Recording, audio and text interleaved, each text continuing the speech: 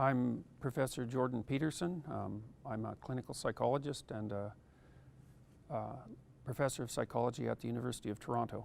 And I teach and I have a clinical practice, although I'm on hiatus right now. I do a lot of business consulting. I have a business online that helps people plan their futures and write about their past and analyze their personalities. And for the last year or so, I've been embroiled in a philosophical and political controversy, a series of them, I suppose, in Canada and more broadly as well.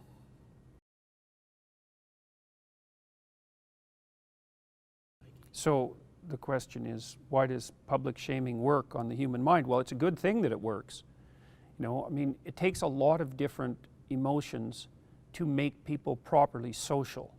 And some of those are positive emotions. We enjoy being around other people. So that would be a straight positive emotion associated with approach and excitement and fun. We bond with other people, and that's a different emotional system, a number of them, mediated partly by opiates and partly by chemicals like, now I won't be able to remember the name, oxytocin. But then there's negative emotions too. So if you're a conscientious person, for example, you feel guilt if you're not contributing to the community. And if you're not sociopathic, you feel shame if you've acted in a manner that indicates that you're not a reliable member of the social organization. And you should feel that way. Now, of course, the problem with negative emotions, and positive emotions for that matter, is that they can be amplified beyond utility. That happens in all sorts of mental illnesses, and they can be manipulated. And then, of course, with regards to our current state, which is something we've never encountered before, is that you can be the target of hundreds of thousands or even millions of people suddenly, and it's absolutely overwhelming. So most of these things are necessary, but you know, they can go badly astray and they can be manipulated. So, and we don't know what to do about that, especially with regards to social media, because nobody knows anything about social media, really. It's too new. So.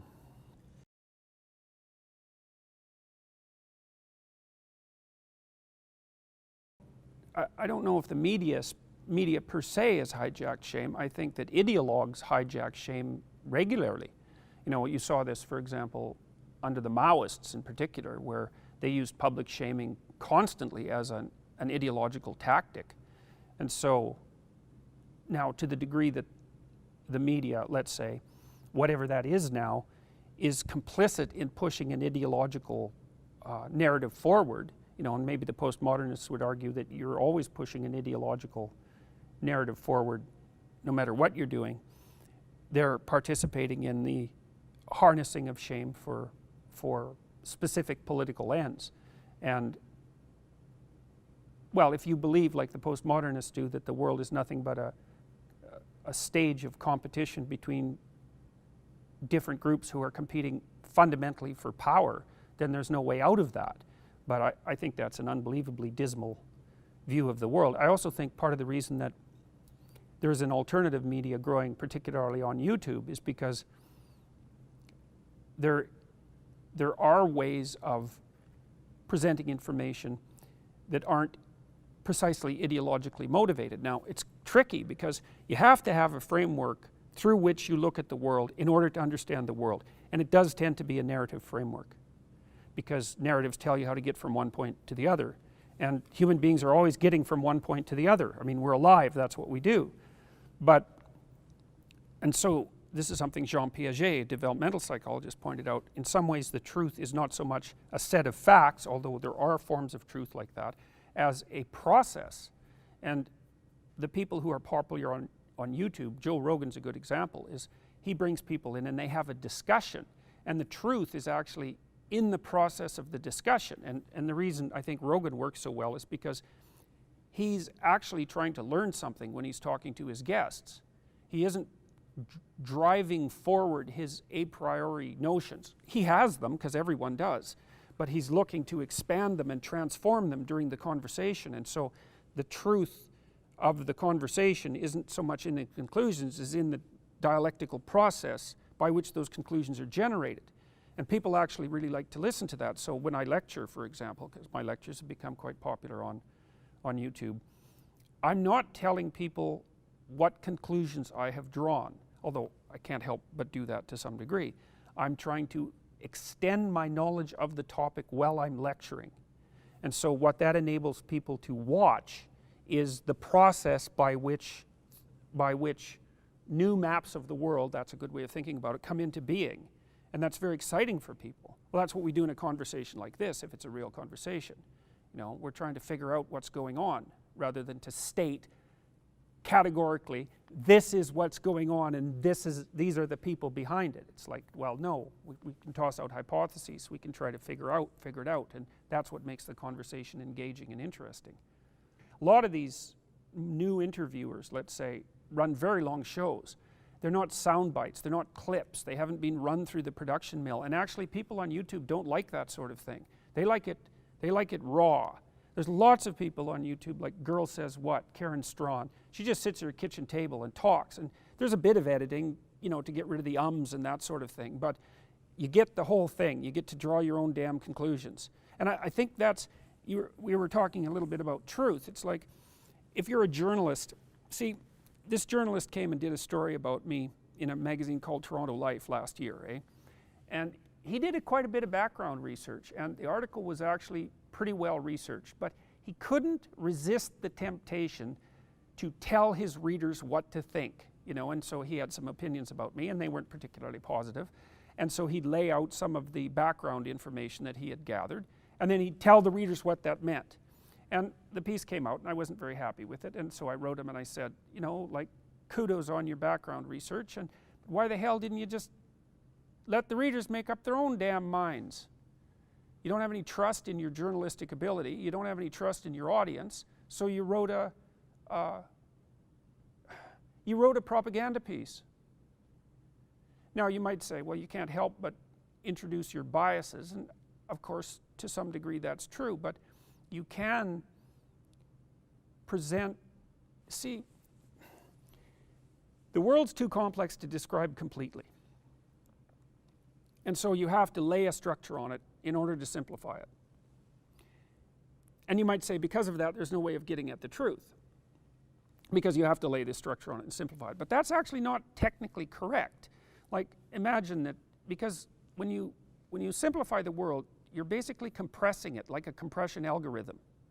And if you use an unbiased compression algorithm to represent a set of data, then you sample equally from the entire data set. You don't take all the data, but you sample equally, and then you get a representation of the whole. It's an accurate representation, it's just not as detailed. Well, that's sort of what you want to do as a journalist, to the degree that you can. You know, and partly you understand that you have biases, so you talk to people who have different opinions, or maybe you even figure out what the different opinions are and make them strong and address them while you're telling the story. And to say that you can't do that is, well, I think it's deeply and insanely cynical, because it also means, if you can't do that, it also means you can't communicate. You know, if there's no truth, why do people talk to each other? What the hell's the point? We wouldn't communicate if there was no way of communicating truth. It would be pointless. The postmodernists tend not to admit, in some sense, to the existence of the objective world. You know, and I think that's fundamentally a complexity issue, is that there's a world that exists beyond our comprehension of it, and so that's the simplification problem. But the problem with the consensus theory of reality is that, well, there are obstacles in the world that you bump into regardless of your damn consensus. And so you can argue that that's not the case, but it's futile. I mean, because you learn in your own experience that there are elements of reality, even within your subjective experience, that your interpretive structure can't lay a hand on.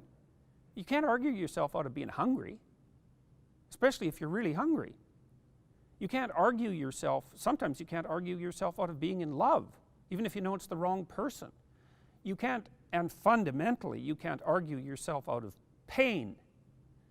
You know, and that's why I think that the ultimate truth in some sense is that life is suffering. It's like, good luck laying down an ideological overlay on that. Like, you can adjust your pain to some degree through thought, you know. It is malleable to some degree, but not in the final analysis. And so arguing that the world, that a separate world of constraints beyond your interpretive framework doesn't exist is, it's futile, it's not going to work for you, and B, you never act that way.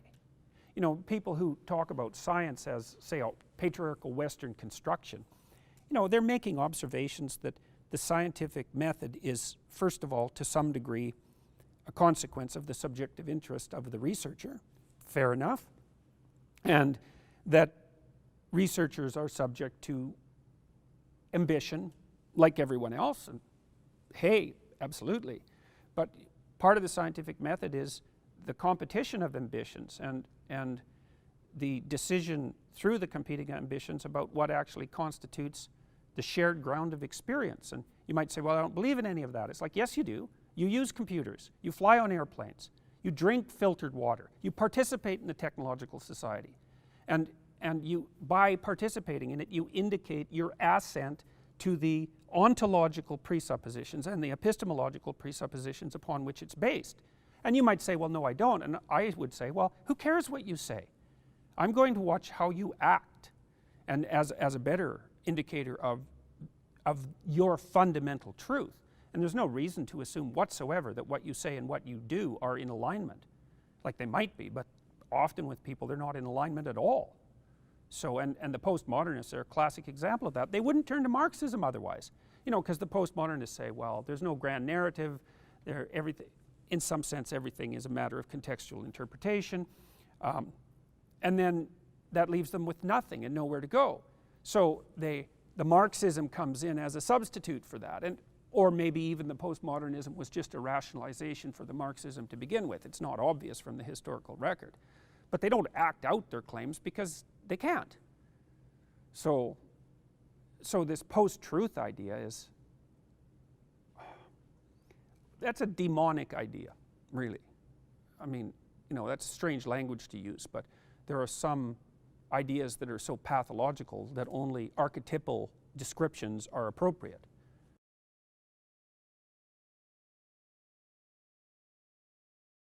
Well, you know, it's always a question to some degree which of our partial realities is true and which of them is false. It is to some degree context dependent as well, because the environment tends to move around, you know, like, so you might say that there was a set of relatively more radical left-wing ideas that were more appropriate in 1964 than they are now, say with regards to civil rights. And because the underlying situation has actually changed, and so the representation should change. Is it false consciousness? Well, that's a very deep question, because it depends on what you mean by false. I mean, people are motivated by all sorts of, people have all sorts of motivations that they don't necessarily understand. And sometimes they put forward one set of motivations as a mask for another set of motivations. I mean, one of the things I've been trying to unpack, for example, is there's a Marxist claim that the Marxist theory is predicated on care for either the working class or the oppressed, depending on whether it's classical Marxism or sort of identity politics Marxism. And I read a book by George Orwell called Road to Wigan Pier, where he questions that assumption. He said, as far as he was concerned, the English socialists that he met, and this was back in the 1930s and 40s, didn't so much like the poor as they hated the rich.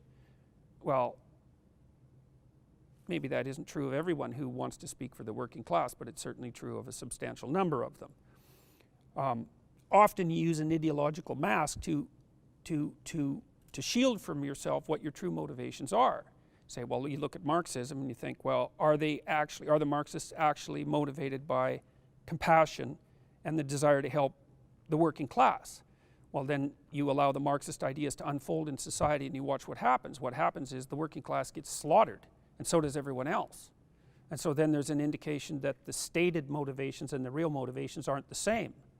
And that's a big problem. And you see, because we're polarizing in our society now, you see that sort of thing happening all the time. It's not easy to put your finger on what the actuality of the situation is. I think ideologies are like that often, is that they place a mask of virtue over a dark set of motivations. And I really do think that that's the case with it tends to be the case with extremist ideologies, period. You know, I'm standing for the nation, and so, but no, I really have a tremendous amount of hatred, and I'm going to take it out on anyone who's foreign. You know, that's sort of typical of the Nazi type ultranationalists. And then on the left, it's like, well, I like the poor and the oppressed, and I stand for them. It's like, well, no, you're just resentful and jealous, and you don't believe that hard work matters because you don't work hard, and you don't plan to. And so you can place a mask of virtue over your miserable, destructive resentment, and then you can tolerate looking at yourself in the mirror. And so, I mean, this is why I'm no fan of ideologies, generally speaking, because they have exactly that property.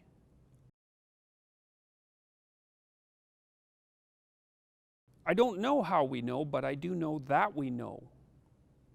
You know, like sometimes you say something and you're not sure whether it's true or not. It's a complicated question because you have limits on, your knowledge is in fact limited. So you're limited by your ignorance. And so you can never necessarily say that what you're saying is true, especially if you think of truth as a complete description of reality. It's like, well, then never anything you say is true because it's incomplete. But I don't think that that's in accordance with people's the actual experience of their reality. I think that you know perfectly well when you're lying, at least some of the time. And I think that manifests itself physiologically as much as any other way. You know, I've asked my classes, for example, many years in a row, because I think it's an interesting phenomenon. It's like, how many of you have had the experience of a little voice in your head talking to you, essentially, when you're about to do something that you know to be wrong? And everyone puts up their hand. Now, it isn't a voice for everyone, sometimes it's a feeling, but people have that capacity, right? What we think about that as conscience, whatever that is. It's a form of moral orientation, partly as a consequence of socialization. I think it's biologically instantiated because it seems so incredibly, well, people have been talking about it since the beginning of time. We better have a sense of when we're in alliance with the truth or when we're spouting falsehoods, because when you act out a falsehood, then something terrible happens. That's the definition of a falsehood, fundamentally. So it's based on a slightly different notion of what constitutes truth than one that's purely based on the idea of objective reality. It's based more on pragmatic reality, you know. So if you accept a set of propositions and you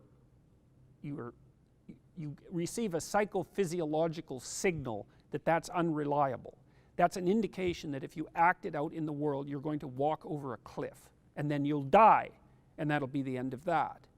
And so to think that we have no instinct, so to speak, to help us identify when that's the case is to say that thought is of no utility in relationship to survival.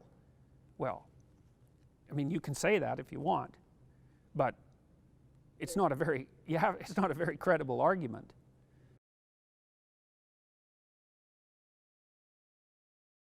We're hardwired to be tempted to lie to ourselves, and the lies are very interesting. You know, I've studied that for a very long time, trying to figure out exactly that.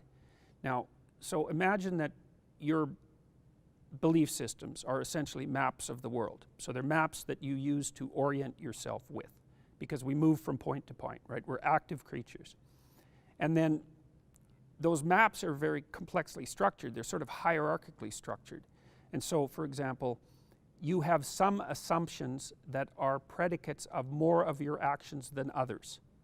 So, for example, here's a good way of thinking about it. Imagine that you're teaching your child to set the table, and they put the fork and the knife on the reverse sides of the plate. And you say, "You're a stupid kid. You've always been a stupid kid, and you're always going to be a stupid kid, and there's nothing that you can do to change that. Well, you might say, well, is the fact that the child made that small mistake an indication that he or she is that kind of stupid kid? And the answer to that is, well, it's some evidence. Now a sensible person would say, well, look, you got the knife and fork to the table, and you put it near the plate, so good for you, but you made this local mistake, this tiny local mistake. You just flipped these and you got it exactly right. Now, I think everybody who had any sense would realize that the second response is much more reasonable than the first. Now, the first response is one that knocks out the child's whole axiomatic system, right? You say, well, you're stupid, so you're bad. You've always been that way, so that covers your entire history. You can't learn, so you're destined for that in the future. It's like you've torn apart the orienting map that the child uses in the world. And it's a very important illustration, because if you have an argument with someone that you love, one of the appropriate tactics is to make the argument about the least that it has to be about, and to specify what you want as precisely as possible, because then you don't take the person apart. Now, there are times when we encounter pieces of information that threaten the integrity of our entire belief system. So another example would be, you have a relationship with someone, an intimate relationship, and it's predicated on the idea of fidelity. And so all of your memories of the relationship have that as an axiom for the representations. The way that you construe the present has that as an axiom, and the way that you construe the future has that as an axiom. And then you find out that the person has betrayed you, and perhaps multiple times. Well, your world falls apart. And the reason it falls apart is because that presupposition of fidelity is an axiom for every representation of that relationship you've made, and maybe of every representation of yourself you've made, and maybe of every representation of other people that you've made. And so it's a crucial card in the card house, right? You pull it out and everything falls. Okay, well, when people encounter information that is like that, they're likely to turn a blind eye to it.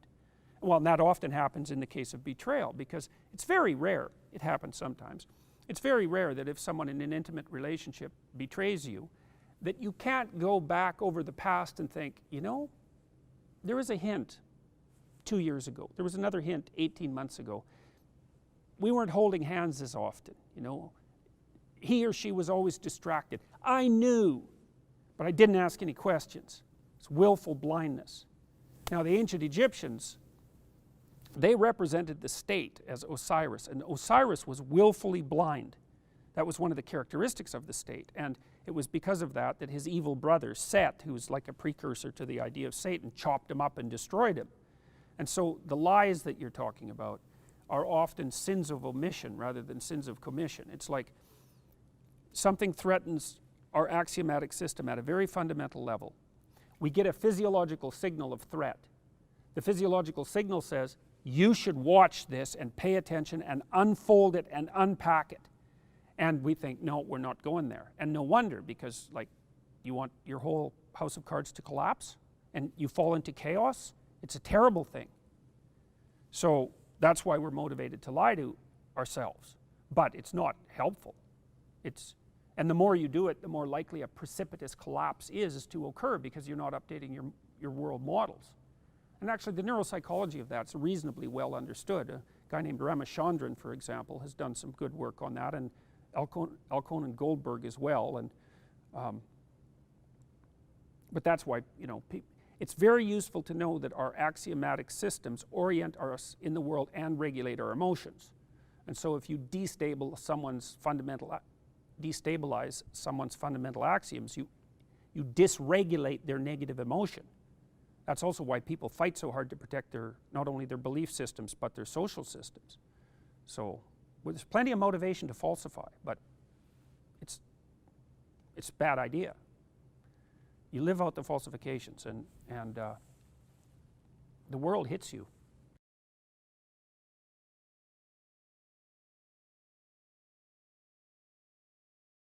People are motivated to do the least amount of damage to their cognitive structures possible to correct prediction errors. And it's for the reason that I just described, which is that, you know, that the deeper the axiom that you have to adjust, the more you lose of the map that orients you in the world, and then the more emotional dysregulation you experience. And that's no joke, like, you know, because people think of emotions in some sense as just subjective feelings, but they're not just that. They're psychophysiological reactions. And when it's like if you're in, say you're in a rough part of a city and you lose your map. It's like, well, you're going to be worried. And the reason you're worried is because something bad might happen to you. And so what your body does is ramp up into a state of emergency preparedness. And an emergency preparedness is a bunch of bad things might happen, and so I better be ready for any and all of them. And so it's very, very, very physiologically demanding. And you can handle that for short periods of time, but if you're in a state like that and it's chronic, well, that's stress, and that hurts you. You know, it hurts your brain. It destroys brain tissue. It suppresses immunological function. It enhances insulin production. It increases the probability that you'll be obese, that you'll develop cancer, that you'll develop heart disease, that you'll age. It's really no joke. And so when something axiomatically impossible happens, people are going to scramble to find reasons that don't require a retooling of their worldview. And it's no wonder, because they're avoiding, in archetypal terms, they're avoiding an involuntary descent to the underworld and even to hell. You know, like, for example, let's say that you're betrayed by your partner. You don't want to admit it. Well, no wonder, because all your memories of the past are wrong. Your view of your partner is incorrect, and so maybe your view of human beings and yourself is incorrect. And your future is like, well, hey, it isn't what you thought it was going to be. So God only knows what it is. But then, you know, when you dig into that, you might also find that there are reasons your partner was not faithful. Maybe you're a real son of a bitch, and you deserved everything you got. And so when you dig down and you have to restructure those axioms, not only do you have to encounter the unknown as such, which is no joke, but you may also have to discover your own malevolence. Well, it's no wonder people turn away from that.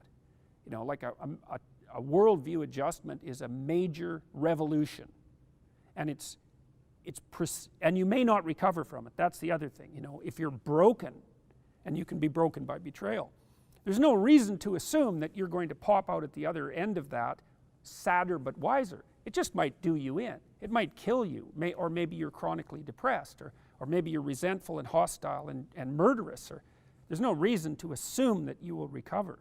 So it's no wonder people are afraid to do that.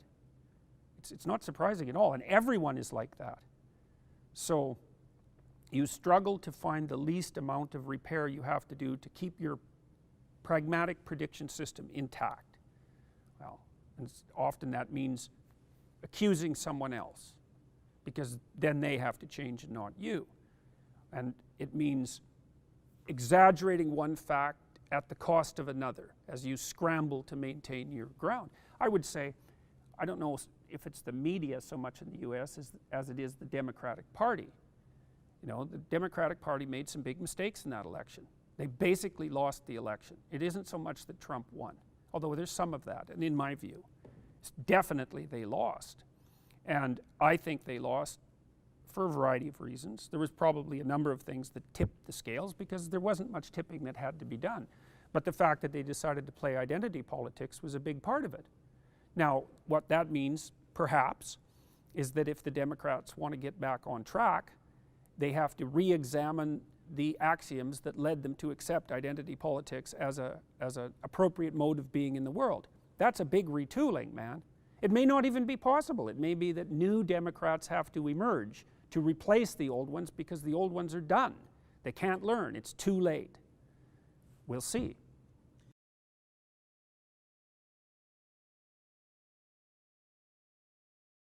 You know, there's a difference between wishing that people would live by truth and wishing that they wouldn't lie. You know, if you watch yourself through the day, there are things you don't know about, and then maybe you talk about them anyways, and hopefully that isn't what's happening right now. But you know now and then that you're saying something or acting in some manner that isn't in accordance with what you know to be true. Well, you cannot do that. Living in truth, that's a different issue, because I mean, that requires, it may not be possible, it would require a superhuman effort to never utter a falsehood. But, and then maybe you can start seeing what the truth is, so to speak, but at least people can not lie, not outright lie. And that's a good start. I mean, you see this,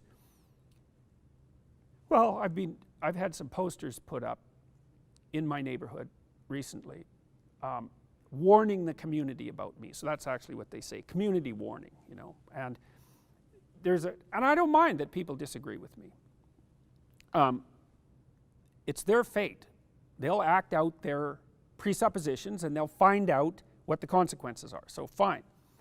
But there's a lie on the poster, you see. And so the lie is they put a picture of me up. And I look very aggressive. My mouth is open and I'm yelling. And I am actually yelling.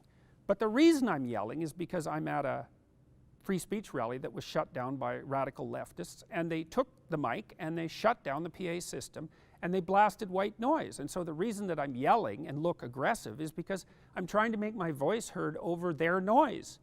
But that's the picture they picked to portray me. Well, they knew, or they were willfully blind, they knew that that was a trick. Now they feel the ends justify the means, I suppose. But they didn't have to do that. Like, they could have put up posters about me without lying. I think the posters would have even been more effective, because what's actually happened, I tweeted the posters, for example, is that, because they tell people to write the university and tell them what a reprehensible human being I am, and as far as I know, they've had the reverse effect. Many people have written the university and told them how reprehensible the poster producers are, and that, you know, that I'm not what they claim I am. Well, the lies didn't help them. They knew they were lying. They did it anyways. Well, when you do that, you corrupt the structure of the world, and you corrupt your own soul, and God help you. We're talking about whether there is such a thing as truth. Okay, so let's say that the role of a journalist, and I think journalists played this role quite nicely before, I think things started to go south in the 80s.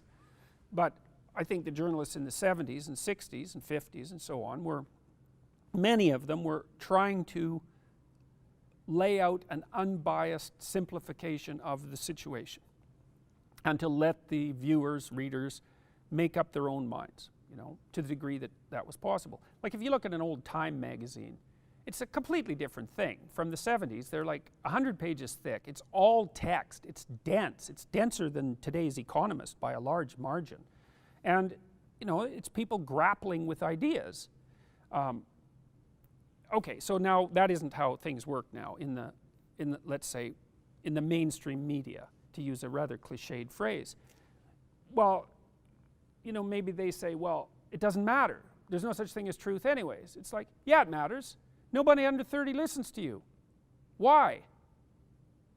Why is that? Why are they going to people like, well, Rogan's a good example, who has no production values and no real editing, and it's just like a rough conversation between two people.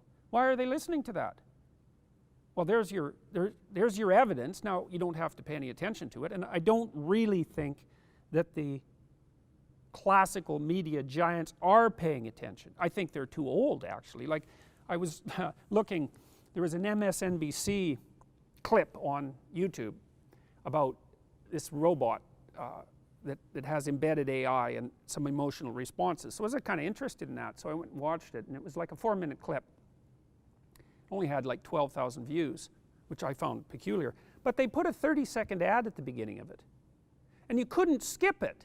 Like, they don't know the conventions. It's like, first of all, an hour of content might justify a 15-second ad, and you get to skip it. It's like, you're going to ask me to pay for your 4 minutes of professionally edited fluff with 30 seconds of my time? That's not going to work. So they're often another world, and it isn't working out, and they're collapsing. And young people are turning in droves to these alternative media sources. And I think the reason for that is they're not getting an unbiased simplification from the media, which is what they should be getting. So, consequences. You know, falsehoods have consequences. That's what makes them false. And you can not believe that, it's fine. You can even get away with it for some period of time. But you're not going to get away with it for very long. People don't trust editing anymore. Not really, because they don't know what's going on behind the scenes. And so, it's almost as if your content isn't significant enough to overcome your technical inadequacy, we don't want to watch it. And that's so interesting. And I guess it's also because, you know, media savvy young people, if they've clipped together a video, they can do a pretty damn good job of hitting near CNN quality with their editing, you know, especially if they're smart. And so they're just not impressed by that. It's no longer a signal of competence, that. And in fact, it's become a signal of things going on behind the scenes that you don't understand. Commercial interests, ideological interests, corporate interests, whatever. But not your interests, that's for sure.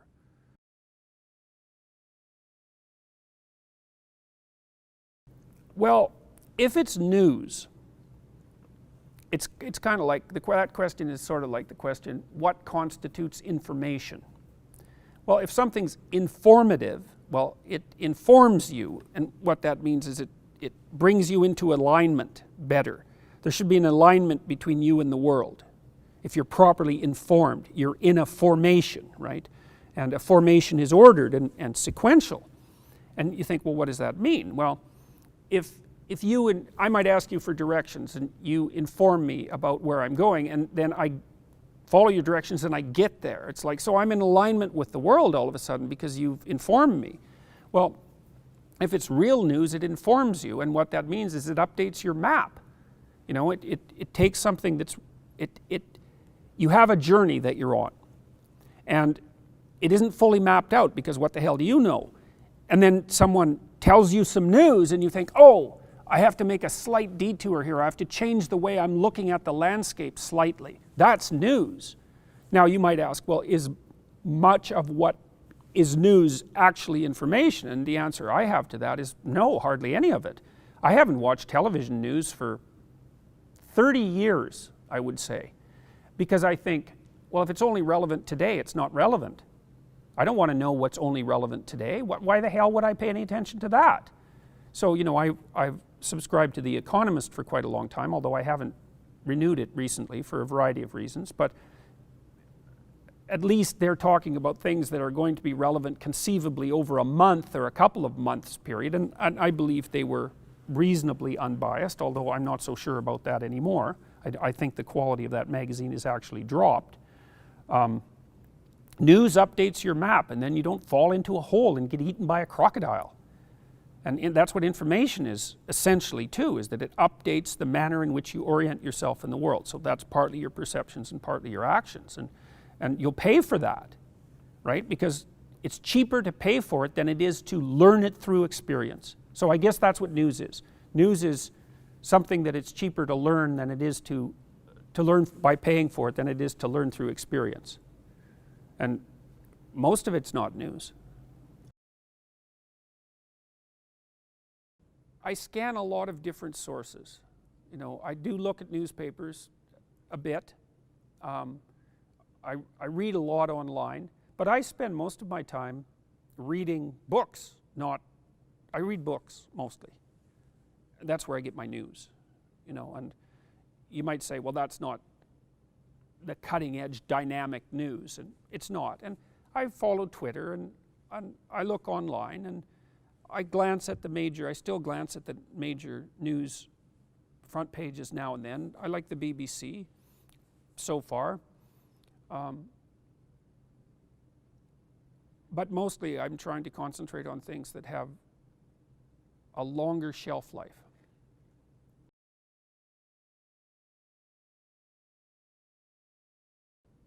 Well, status is really important to people. I mean, although I would say I've had to think through my terminology with regards to that for a long time. Now, I mean, people exist in hierarchies like most animals, right? Even very ancient animals live in hierarchies. It's not something human beings created. The patriarchy is not a human creation. It's way older than human beings. It's 1/3 of a billion years old. So And you have a counter in your brain that tells you where you are in the hierarchy, and the higher you are in the hierarchy, the more serotonin your brain produces and the more your negative emotions are regulated. So what that means is that for every unit of uncertainty you encounter, you produce fewer units of emergency preparedness. It's a big deal, you know, because if you're at the top of a, let's call it a hierarchy for now, you're pretty secure. You've got a lot of allies, right? You've got a lot of influence, you've got a lot of wealth, you've got a good place to live. And so if something creeps into your life that's not so good, you don't have to panic about it. You've got options. Whereas if you're at the bottom of the hierarchy, you're barely clinging to the side of the window, you know, with your fingernails, something that moves one finger might send you plummeting to your death. So you're in a constant state of hyperanxiety. People really care about where they are in the hierarchy, because that old counter, which is 1/3 of a billion years old, tells them how upset to get about uncertainty as a consequence of their placement in the hierarchy. Now, the postmodernists would say, well, all those hierarchies are predicated on power, which is to say they're all tyrannies, and that's actually untrue. Not in functional societies, and our society is functional. And you might say, well, how do you know that? And I would say, because the electricity is on. You know, I mean, this incredible infrastructure we have works almost all the time, almost for everyone. And so that means the hierarchy isn't a hierarchy of power and tyranny, it's a hierarchy of competence. And so there's no reason to be cynical about that. Now you might say, well, it gets polluted with power and it gets polluted with tyranny. It's like, yeah, it's not perfect. You know, and tyrants emerge and psychopaths emerge, and you know, and not everyone is equally well served by the system, obviously. But compared to any other system that's ever been, or anyone that exists currently, well, all you have to do is look around. And all these people complaining about the tyranny of the system communicate with their iPhones and their Androids and never think for a second that the only reason those things work is because we live in hierarchies of competence, not hierarchies of power. So, well, so status is important, but it's not based on, in a functioning society, it's not based on power. You know, even Frans de Waal, who's a primatologist, has showed quite clearly that even among chimpanzees, they're pretty damn brutal. Tyrannical chimpanzee hierarchies are unstable. So what happens is you get a big ugly chimp who's like all muscle and irritability. He climbs the dominance hierarchy because he pounds everyone flat. It's like, yeah, he has a bad day though. And then two of the chimpanzees that he brutalized gang up and tear him to shreds. So what de Waal has found among the chimps is that the stable hierarchies are run by males, because chimps are patriarchal in their structure essentially, but the chimps that stay at the top and produce a stable hierarchy are ones that groom other chimps and have friends and engage in mutual reciprocity and pay positive attention to the females and also to the infants. So the tyrant chimp just doesn't last. It's even true for chimps. Well, so the idea that this is the big leftist idea, all the hierarchies are corrupt, they only serve those who are at the top, it's all power. It's like, no, that's wrong. And the proof is the fact that the hierarchy functions.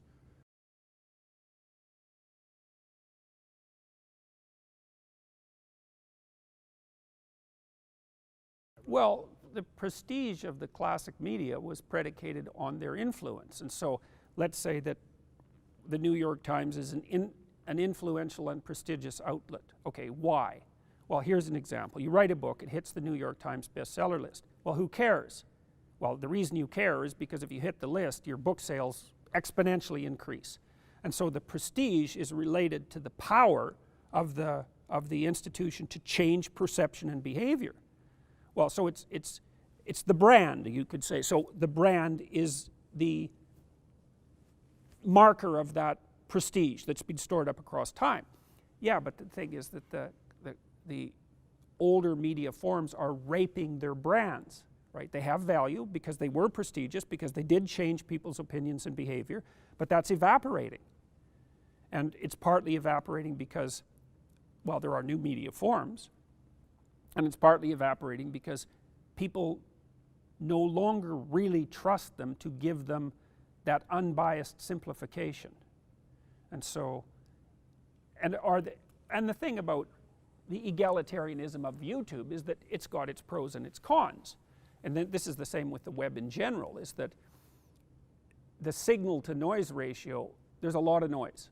There's a lot of noise. And that's what happens under extraordinarily egalitarian circumstances, is there might be a lot of signal, but it's damn hard to find it because you don't have qualified gatekeepers.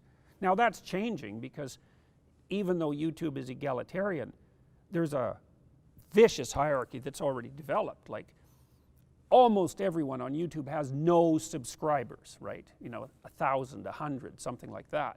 A tiny proportion has 100,000. An even tinier fraction has 500,000, and then above 1 million it's like vanishingly small. So the hierarchy emerges, and I would say it's a hierarchy of competence almost by definition. Let's say we don't know what YouTube does, but whatever it does, the people who have 4 million subscribers are doing best. So it's a hierarchy of competence right away.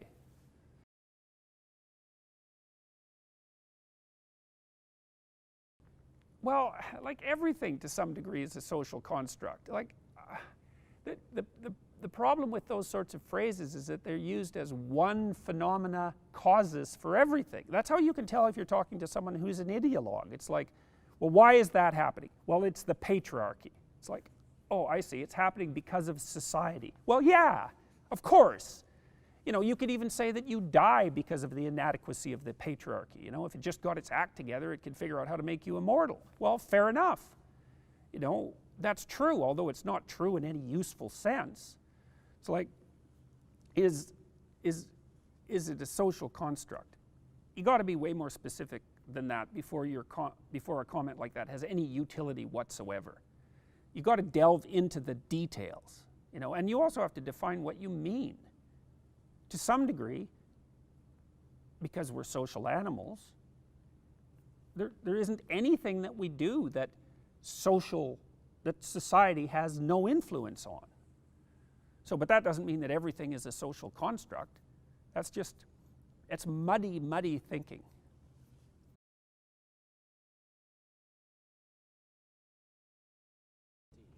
I don't think it will. I think it's done. You know, Marshall McLuhan and his famous, I don't remember what he said exactly. The medium is the message. There we go. That's it. What did he mean by that? New technological forms require new forms of perception and behavior. And I used the MSNBC example earlier to show that they don't know the idiom, right? They think, well, YouTube, low production values, you know, cute cat videos, there's no idiom. It's like there is an idiom, there's conventions. They don't know them. They can't make the translation. They don't know how. And so I don't think they're going to survive. I don't see any evidence that they are, because I don't see any evidence that people under 30 care anything about, or even know to some degree, about the old school media organizations. That's not where they live. Now, I don't know if where they live is any better. It's different though, that's for sure. And it's not obvious. Like, I don't think very many horse and buggy makers turned into auto manufacturers. You know, I mean, I assume some did, but my guess is the vast majority of them couldn't make the adjustment because they thought of the car as a horseless carriage. Well, that's not what it was. We don't even know what it was, but it wasn't a horseless carriage, that's for sure. So, and YouTube isn't TV by a different form. First of all, it's permanent. That's weird. And unbelievably powerful, because it also means that for the first time in human history, the spoken word or the received image has as much permanence as a book. But it's way faster to market. Way more people attend to it. Like, you know, I can put up a YouTube video that I make in a day and it'll have 150,000 views in a week. I can't do that with a book. That would take me 3 years, and probably it wouldn't happen. I probably wouldn't sell 150,000 copies. So it's a whole new thing. And it's, God only knows how powerful it is. You know, We have no idea. It's a Gutenberg revolution for the spoken word. It's a different thing, that's right, it's a different landscape. The rules that work for television don't work for YouTube because YouTube isn't television. Now, that doesn't mean I know what it is, but it likes things rougher. That's, you know, you can observe it to some degree. It doesn't like editing very much. It wants to see the mistakes. It wants to see the warts. It trusts it then. It doesn't want everything airbrushed and edited out. It doesn't care as much about attractiveness.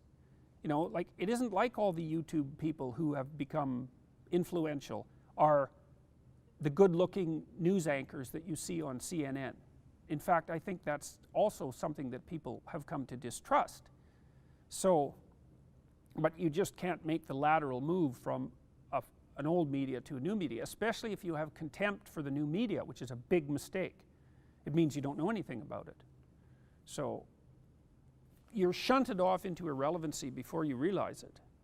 And so, you know, maybe the same thing will happen to YouTube too in 5 years because a new technology will come out. That could easily happen. So.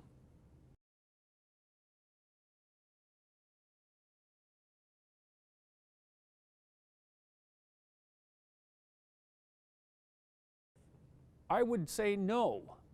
I don't think so, but I think maybe that would be the case if they knew the context, you know. But I think it's very easy, and it's been something I've been absolutely horrified about for the entire last year, is like, it's certainly possible that I've said something in the 260 videos that are online, most of my previous courses, that if taken out of context would sink me, right? That hasn't happened, and thank God for that. You know, it means I've either been very fortunate or I've been very careful about what I've been saying, and I would say both of those are true. It's certainly possible that I'll say something tomorrow and be done. That's the most likely. I've felt that way the whole year. The most likely outcome for me was that I would say something that would sink me, and all the context in the world wouldn't matter. So I think I'm more protected than that now, I would say, because I've been attacked a lot, and, you know, it's the crying wolf phenomena. If you hear 100 attacks on someone and they all turn out to not be true, you're probably less likely to believe the 101st. But like, I have this talk coming up on November 11th, which I'm actually very worried about, because I know that the protesters who will be there in force have been emboldened by the fact that they got the same talk canceled by Ryerson University about 3 months ago. And I'm quite nervous about the possibility that someone who's hypothetically, what would you say? I hate to say, who hypothetically holds views that are similar to the panelists, even though the panelists are very diverse, will do something fatally stupid and it'll be captured, or even not so stupid and will be edited to look bad, and, you know, that'll be a catastrophe, or that there will be agents provocateur placed in the audience to do exactly that. So the price of a social media mistake is infinite. Maybe it would be appropriate for us to think about the media access that individuals have now as an amplifier, you know, rather than something that's necessarily negative or necessarily positive. This has happened a lot to me in the last year, where something that could have been negative wasn't. In fact, it turned out to be very positive. And I do think I'm in a position now so that I have more leeway for error. But I still don't have a lot of faith in that. You know, because I can come out, I can make a video and saying, look, like, as far as I can tell, this is what happened. I take responsibility wherever that was necessary. And now that might be okay. Depend on the magnitude of the error, right? So fair enough. Well, the reason I bring that up is, again, I don't like to argue, is just in terms of one of the things I like to think about is, like, a hit piece doesn't land, right? Public shaming doesn't really work like it used to, because the media doesn't control when your message gets out. So if the media says, yes, okay, so, well, you certainly have more defense now. You know, so if That's exactly right. So if something is published about me, I can make a video saying, well, no, this is what I think, and that is powerful. But that works for people who have some influence in YouTube. Like if you're someone whose channel has very few viewers, and someone takes out a hit piece on you, then you can't defend yourself very well. But certainly someone who's well positioned on YouTube, like it's not obvious to me, this is a weird thing, like it's not obvious to me that I have less influence than the Canadian Broadcasting Corporation, for example, which is pretty damn weird, you know, and it's like I say that with, it might not be true, that might not be true, but we don't know how to measure these things. So if I get attacked by a major news outlet, it isn't clear that they will have more readers than I will have viewers. So the easy access to YouTube does give you some defense, but that's also predicated on having a following of some significance so that you have some impact when you speak. So I guess it's a consequence of being a media force as an individual. But you can certainly have that now. It's not easy, but it's certainly possible. And I'm thinking, of course, of PewDiePie, or say his name, where the Wall Street Journal claimed that he was a Nazi because he had made some humorous videos and done some satire. And all I saw when I watched that, and this is what, I don't know if you ever watched Scott Adams' Periscopes or familiar, the two movies thing is, I think one set of people watching a movie where they go, wow, the Wall Street Journal really hit PewDiePie hard, that made him look like a Nazi. And I think a bunch of people, most people, especially people under 30, the movie they saw was, wow, the Wall Street Journal lied about this guy that we know is a good guy. The Wall Street Journal's garbage now. We'll never trust them again. Right. Yeah, well, you can see that power shift occurring, definitely. And I mean, I haven't seen any good studies of this. Like, I don't know, you know, if you took your typical 25-year-old, say, American 25-year-old, what proportion of their information they're garnering from, let's say, the YouTube heavy hitters, and what proportion they're garnering from classical sources. My suspicion is it's more the former than the latter, and certainly the case for a very large number of people, even though it might not be true for the average person yet. I don't know. And it's so new. Like, I would say YouTube's only become a significant cultural force, what, over the last 3 years? It's something like that. It's like, it's completely new. So we don't know what to make of it yet. Yeah, that's sort of kind of a peripheral point, but it's on point too, which is I've gotten caught a lot of like media attention because I was able to bring people from the online world to the offline world. And just feel free to riff off of this point, but I had a big epiphany where I would watch a lot of fitness channels on YouTube, and then I would notice they would have fitness expos and the lines would be out the door, and these people never got one piece of media coverage. The New York Times never talked about them, and then I realized, holy crap, all these people from YouTube, they are showing up to your stuff, they are getting your books, they are going to your films. What the hell is this? And then I kind of applied that to journalism or politics or whatever. Well, I was just on Jocko Willink's podcast, and Jocko has published a book recently, and it's had no real media coverage, but it hit the New York Times bestseller list, and the only reason for that is because he's been talking about it in his podcast. He has 1 million listeners, you know, a day per podcast. Like that's a lot of listeners. I think he does one a week, something like that. So yeah, and I've got this book coming out in January called 12 Rules for Life, and it's doing very well in pre-sales, and the only reason for that is that I've tweeted about it a bit. Not much. I haven't even made a video about it yet, although I talked to Dave Rubin about it yesterday.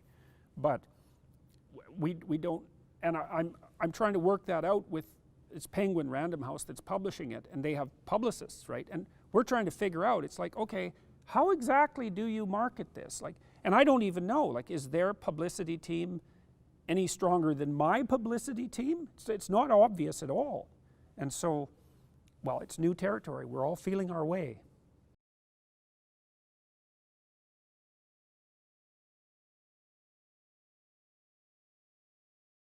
We're at a point where, like, Judeo-Christian ethics can't die, because if they do, or it does, then our civilization is done. Because its foundation blocks are of that ethic. Now then the question is, well, is there anything to that? Well, that's partly what I've been exploring in this biblical series, which has been oddly popular. Right? I think the most popular video I've ever made, the most viewed video, is the first one in the 13-part biblical series that I've done so far, called An Introduction to the Idea of God. And it's an investigation into the metaphysics of consciousness, I suppose. My proposition is that what is expressed in the story of Genesis right at the beginning is the idea that the essential creative element of divinity is expressed in the idea of the logos, the word, right? So the idea there is that there's something about, well, what we're doing here, say, which is the exchange of communicative information, that is constitutive of the world. It calls a world into being. And that consciousness plays a role of calling the world into being through language. And that's the image of God in man, as far as I can tell. Now, that may not be all it is, and I'm not claiming that I have an exhaustive account of that story, because it's not possible to have an exhaustive account of it. But there's a really deep idea in there, which is that the individual participates in the creation of being through his and her use of communication. And that as a consequence, and that's the reason that the individual is of transcendent value. And I think that's true. It's not metaphorically true. It's not symbolically true, although it might be both of those as well. It's just true. And if we lose that, then we're in trouble. And we can't lose it. Now, people act as if it's true, because we treat each other, when we're treating each other properly, as if we're locales of the co-creation of being. That's why your opinion matters. That's why you have a right to it. That's why other people listen to you. It's important that that happens. Now, unfortunately, our explicit understanding that and our implicit understanding of that aren't in alignment. That's really the death of God in some sense, in the Nietzschean sense. And that's one of the things that I'm trying to, let's say, rectify. It's one of the things that Carl Jung was trying to rectify. You know, because Nietzsche knew that with the death of God, there would come both nihilism and totalitarianism. And he knew it would be of the radical leftist sort, most particularly. And he knew that it would result in millions of deaths. He predicted all of that, which is unbelievable. And Nietzsche thought, well, human beings would have to become supermen in some sense in order to overcome the death of God, to bear it. And that they could do that in some sense by voluntarily recreating themselves. Now, Jung was a student of Nietzsche's, not technically, but intellectually. And he was very interested in that idea of the recreation of the Superman. But Jung knew something that I would say Nietzsche didn't know, which was that we don't get to create ourselves. We participate in the creation of being, but we're already formed creatures. We have a nature which we cannot override. Well, you know that. You can't just tell yourself what to do. You won't just trot out and obey yourself, which is really weird, you know. It's like you think, well, I'm going to change my diet, I'm going to exercise more. It's like, no, you're not. You just don't follow your own orders. And so Jung said, look, we have a deep, deep nature, and it's expressed in symbolic vision and that in archetypal reality, essentially, and we have to communicate with that in order to restructure our value systems. And I believe that he was correct. And so that means going back into the past. And, well, this has almost become an internet meme. Rescuing your father from the belly of the whale. Rescuing your dead father from the belly of the whale. Right? And that's what needs to be done. And that means to revivify, particularly the idea of the logos. The idea of the divinity of the communicative capacity of the individual, which is the fundamental predicate of our society, right? Our society says that the individual is sovereign over the community. The community is important. The individual has responsibilities to the community, but the community has to hold the individual as the sovereign entity. It's like, yes, that's right. And it's taken people, it's not an arbitrary ideological statement, it's taken people hundreds of thousands of years to develop that idea to the point where it can be reasonably articulated. You know, it was expressed in ritual, it was expressed in myth, in image, all of that. We were acting out this dream that represented that. That's what the Christian drama is about, in essence. It's about what the entire Bible is about in some sense. But it's not like we understand that in an articulated manner. Now, I think Jung went farther than anyone to make that articulated understanding a possibility. And that's the sort of thing that I'm trying to further. And that seems to be working.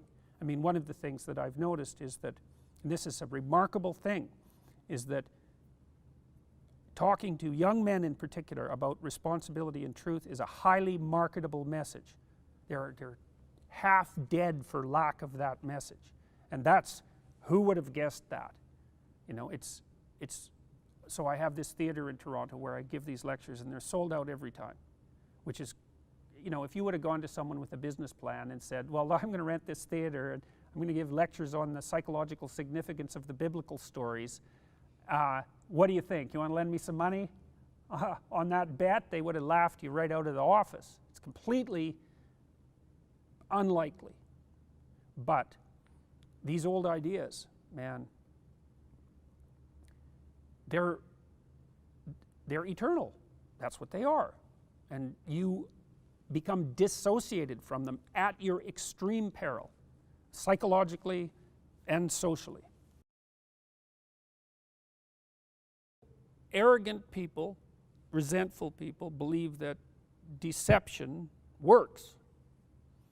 And that's just not the case. You can't bend the structure of reality without it snapping back at you. It might not snap back when you expect it to, but it'll knock you off your feet at some point. You might not even notice the causal connection, but the causal connection is there because the world is a causal place, and things just don't go away. You know, if you introduce an act of deception into the world, it stays and it manifests itself until someone fixes it.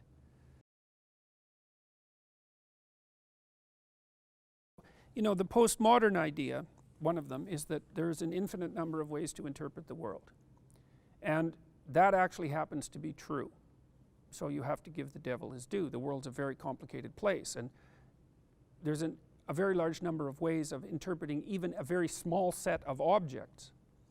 So, but then, okay, so fine, so that's a problem. Then the question arises, well, how do you know if your interpretation is canonical or true or valid or valuable? Well, how can you tell?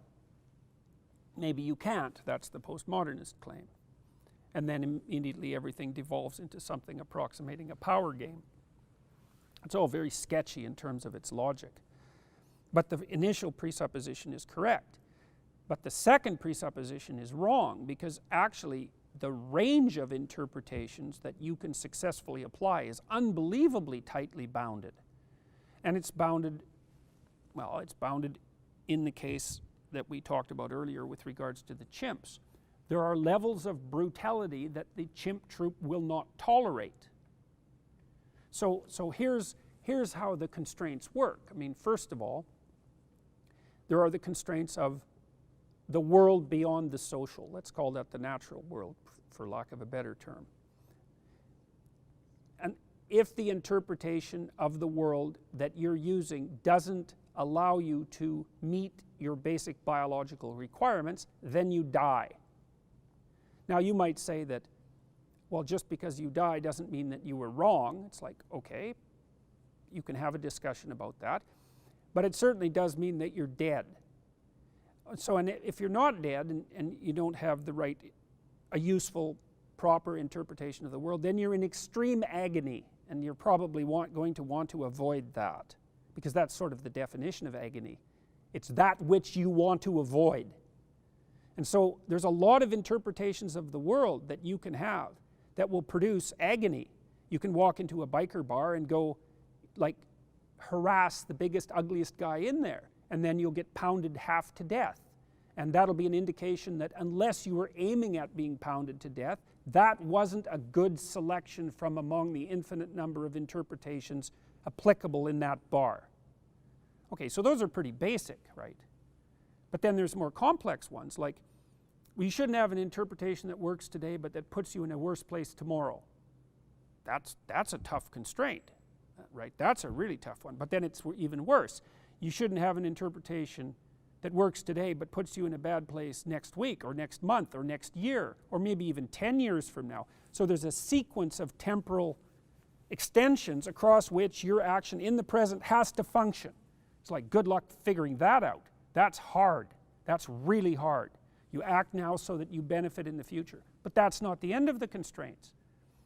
You have to act now so that other people will either cooperate or compete with you in the present in a sustainable manner across all those time frames.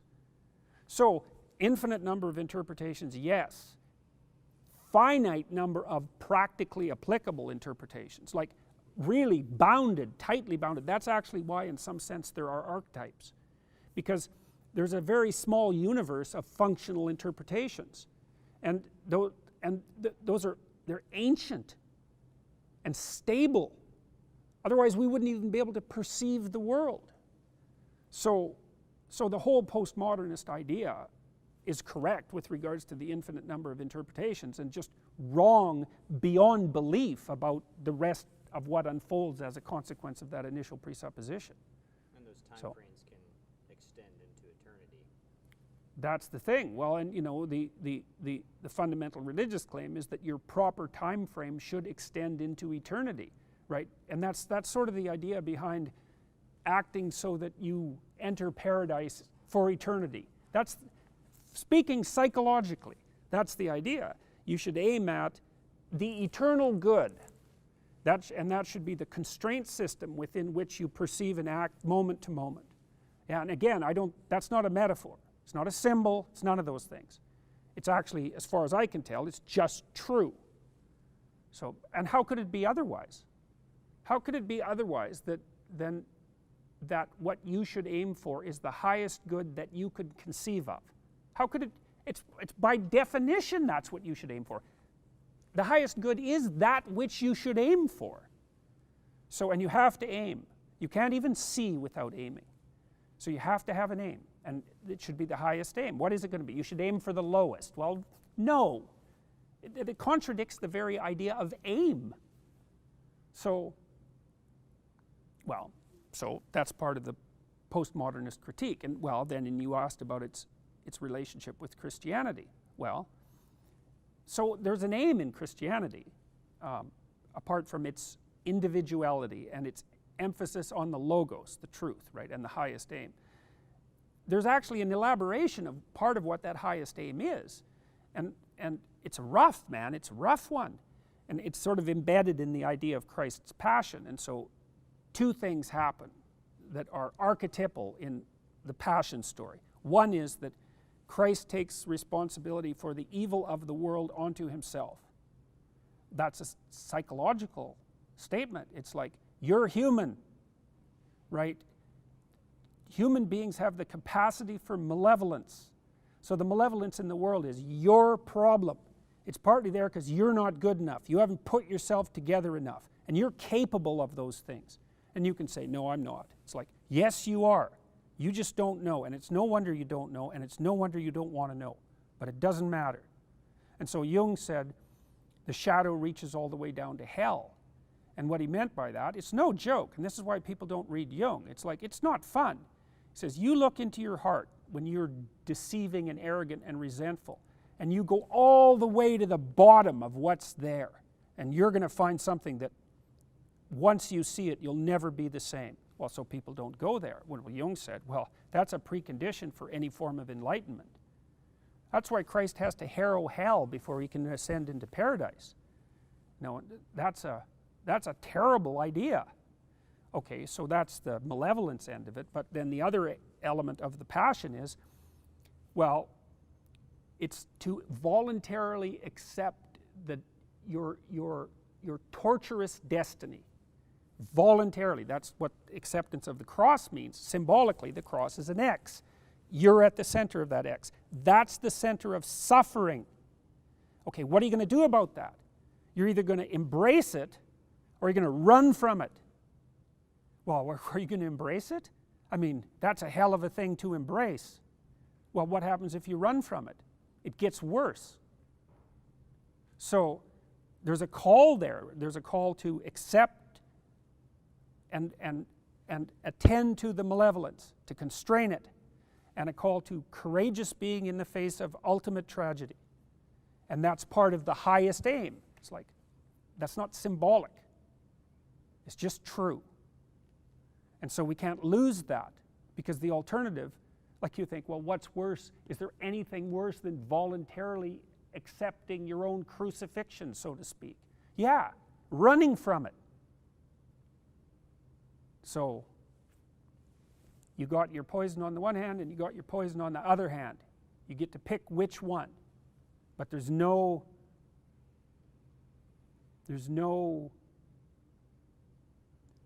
pain-free way out.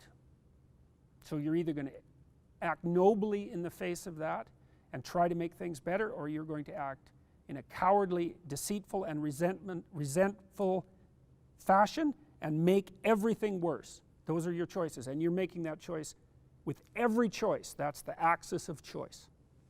So, and it's no wonder people don't want to believe that.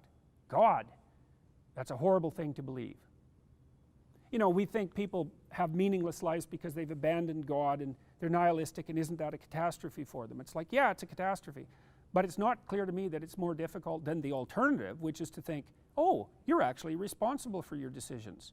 And they're decisions between good and evil. And your decisions tilt the world towards heaven or hell in a very real way, directly. It's on you. It's like, who wants to believe that? That's meaning. That's meaning. You want meaning? That's meaning. It's like, no, man, I'll take the nihilism and the despair. It's easier.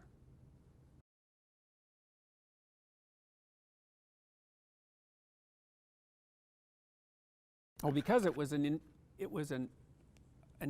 what would you call it? It was an intrusion on the logos. That's one way of thinking about it. I'm not going to say other people's words. Period. And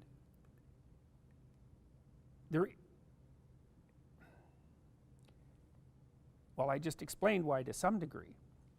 The words you choose determine the structure of the world that you bring into being. I'm not going to have my words put in my mouth by anyone other than me. And so I don't care what the rationale is. I don't care if the rationale is compassion. I don't care what the rationale is. It's not happening. I have responsibility for my words. I take that responsibility very, very seriously. And I just told you why. Because I believe that this logos idea is correct. And so if someone wants to say something, that's fine. If someone wants to believe something, that's fine. But when that belief impinges on my right to determine my words, then that's not all right. You know what, for a while it was sort of about the trans community, which isn't a community, by the way. It has just as much diversity as any other group of people. And I've got plenty of letters from trans people supporting me, about 40, and none criticizing me so far. And they're not very happy about being made the poster boy for the latest ideological moves of the radical left. So the idea that it's compassion or that it's some sort of community consensus is absolute nonsense. But in any case, it wasn't about that. That was a peripheral issue, but a line had to be drawn somewhere. It's like, compelled speech is wrong.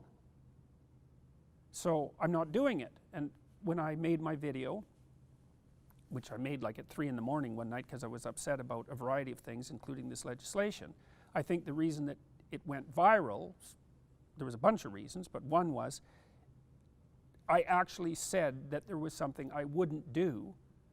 Like, it was really concrete. It brought a vague ideological issue to a very precise point, right? And so that's how you make things real. You make them into a very precise point. It's like, so when I said, that's not happening, and I meant it, and I think people could tell that I meant it. And I had my reasons for meaning it, which people more or less figured out when they started watching my other videos. And that also protected me, right? I had all these other, virtually every word I said to students in the last 20 years has been recorded and is available unedited for public consumption. And so that lent me some credibility. You know, people realized that I wasn't just flying off the handle, that I had read the legislation properly, that I was serious about my opposition to compelled speech, and that I had very well thought out reasons for being opposed to it. Like, I think I've thought it, well, I would never say that anyone, I think it's a mistake for anyone to claim that they've thought something through all the way to the bottom. But I've thought it through as deeply as I can, and I've been thinking about it for thousands of hours for 30 years. So, like, if I've made a mistake, oh, man, I'd love to find it. But I can't find it. So, and then people watch the videos, and like, the question is, what's going on? What's going on with Bill C-16? What's going on with this trans issue? Nobody knows. We're moving up and down the levels of analysis.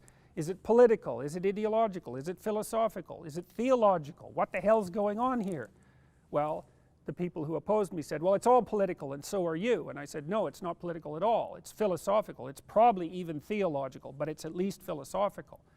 Well, so was that true or not? Well, yes, it was true, because otherwise what should have happened is I made the video, there was a brief flurry of interest, it died out in 15 minutes, it was over. That's not what happened. So that means that there was more going on than what was on the surface. Well, there was a variety of things. I mean, in the legislation itself looked rather harmless. It's not very long. It purports to add gender identity and gender expression to the list of protected groups under the Canadian Human Rights Code, essentially. And there's a bunch of problems with that, one being gender expression is not a group. So, and that actually bothers me, because, like, this is fundamental legislation, and you got to get your damn terminology right, because otherwise you haven't thought it through. So, but that piece of legislation was surrounded by a cloud of policies, many of which were elaborated on the website for the Ontario Human Rights Commission, and the federal government stated that explicitly, although they took that link down, which was not acceptable. It was falsification of the legislative intent, and the media didn't make much of that. Some people reported it, but it was a very bad thing.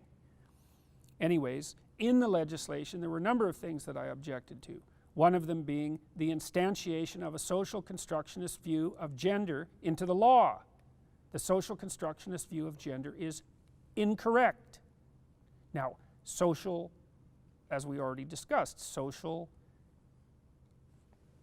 viewpoints, society has an impact on everything. It has an effect on gender, but so does biology. And there aren't credible scientists who don't believe that. None. There are wingnut theorists in activist disciplines who push that and have now got it into the law because they know perfectly well they've lost the battle intellectually. And I think it's terrible that we've instantiated a social constructionist view of human identity into the law. Now, that's a sophisticated topic, you know, and people don't get it, but I get it, and I know why they're doing it. So that was one. Then there was the compelled speech issue, which is, it's a requirement that I use your preferred pronoun. Well, which one? Well, whichever one you prefer. Well, there's 70 of them, and no one knows how to use them, and no one's picked them up in common parlance, and there's no agreement on what they should be. And why not your preferred adjective then? And why not your preferred verb? And, like, where does the limit of your control over my language end? Well, as far as I'm concerned, it's like, if I knew you and you wanted me to call you something and we came to an agreement, I'd probably do it if I thought you were reasonable, that it was good for you, and that you were honest. But as soon as you tell me that I have to participate in your construction of reality under pain of law, it's like, no, I don't have to, and I won't. And so that was the issue. Well, I would say it's the same as the university's reaction in some sense. Look, if you're a Canadian and you come out and say, look, Canadians, there's something wrong with what's going on in your system, the right response from a Canadian is, no, there's something wrong with you. Because Canada is very stable and our government has been extraordinarily reliable, and like, it's a good country, and you can ignore the politics. You know, we kind of move from a little bit left to the center to a little bit right. That's the whole political game in Canada.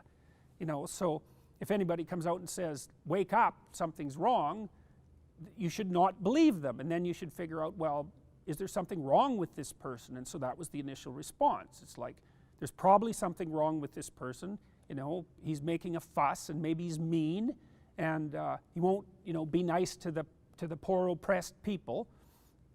But then they did their homework and found out that I'd actually read the legislation and that I knew what I was talking about. So, and then the press turned very rapidly in my favor and have stayed that way ever since, the mainstream press. So the major journalists in Canada, the print journalists, have virtually without exception been on my side. 200 newspapers, there's a conglomerate of 200 newspapers, came out expressly stating that they supported what I was doing. And even the university, which was all thrown up in the air by this to begin with, and sent me 2 warning letters telling me that I was probably violating the law by making the video complaining about the legislation, which is exactly what I had said in the video, that just making the video was probably violating the law. And so the university, their legal experts actually agreed with that. They told me twice to stop. Then we had a debate. I said I wasn't going to. They left me the hell alone, and they gave me a sabbatical this year. And they've taken steps to strengthen their commitment to free speech. So I would say that the university, you know, people make mistakes, and they didn't know what to do, and it was a weird situation. But I would say they did as well as could be expected under the circumstances, and maybe better than that. So, and the public support has been absolutely overwhelming, you know, within Canada and then also now internationally. It's absolutely beyond comprehension.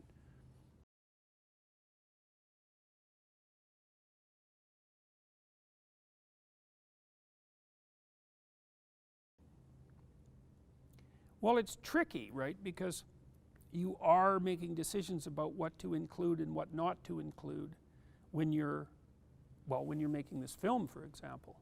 And so your narrative is going to intrude on the film. So then I guess the question is, well, what should your narrative be? Your narrative should be something like, I'm constantly trying to go beyond the truth that I already hold. Because the truth that you already hold is not enough. Your life isn't what it could be. And everyone knows that. So you need to know more than you know. And so the narrative should be, when you're constructing a film, it's like, okay, I'm trying to clarify things more. I'm trying to extend what I understand more. Not, here's the ideological truth about the structure of reality, and here's how I edit this set of interviews to conform precisely to that. It's dead and sterile. It's propaganda. That's what propaganda is.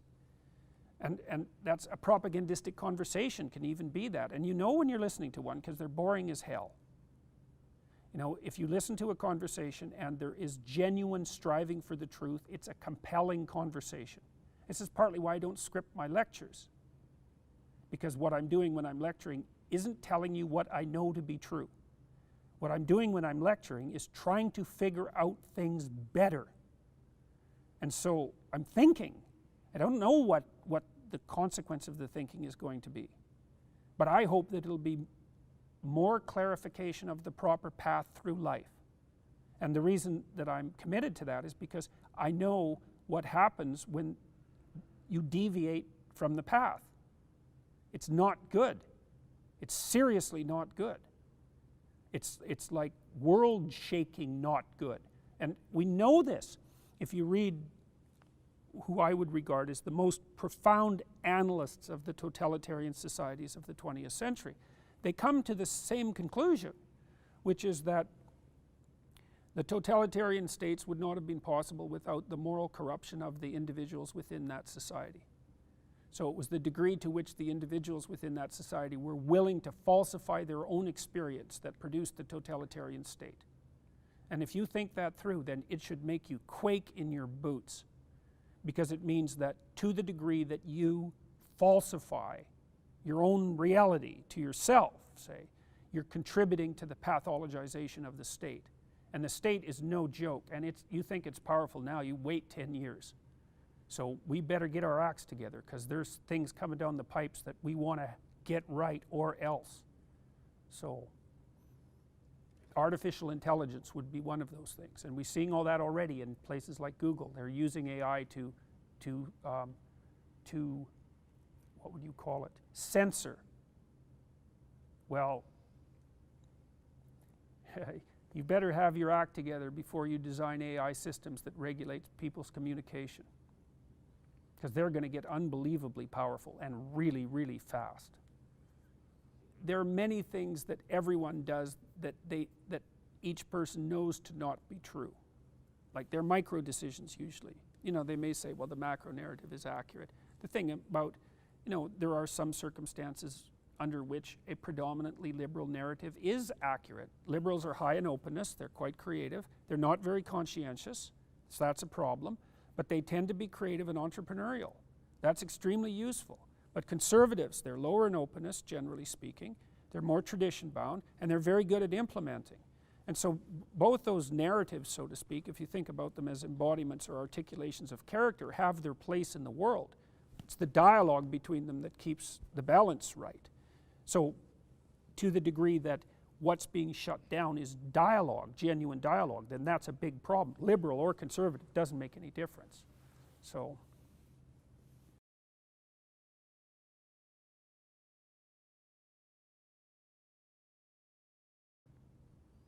it's a good way of thinking about it.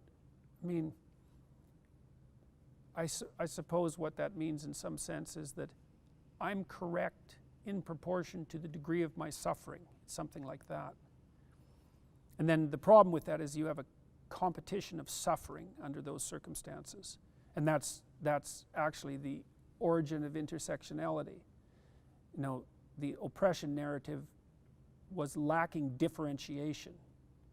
And so that's why intersectionality arose, and that differentiated it, but it has to be infinitely differentiated all the way down to the level of the individual. You know, it's a logical flaw in the issue to begin with, because it's actually the individual that's the locus of suffering.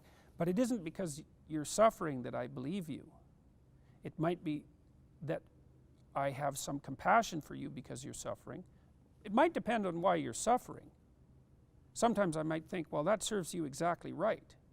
And then unless you're willing to repent, let's say, then your suffering is just fine because you haven't learned your lesson yet. So just because you're suffering doesn't mean that you're right. Then you might say, well, what if you've chosen to voluntarily bear your suffering? Well, then, you know, you have a higher claim to the truth, I would say. You're acting out your claim to the truth. And people know that, because when you look out in the world and you see people you admire, even if they're not necessarily people who share your ideological presuppositions, but you sort of spontaneously admire them, you see very rapidly, if you investigate why, that it's courage that you respect, courage in the face of uncertainty, and maybe the willingness to fight malevolence. So it's a natural orientation, and it has very little to do with suffering. It has to do with the willingness to bear it and move forward regardless. So yeah, it's a bad idea to replace logos with pathos for any number of reasons. We're not agents of the truth because we suffer. That's not how it works. We're just suffering.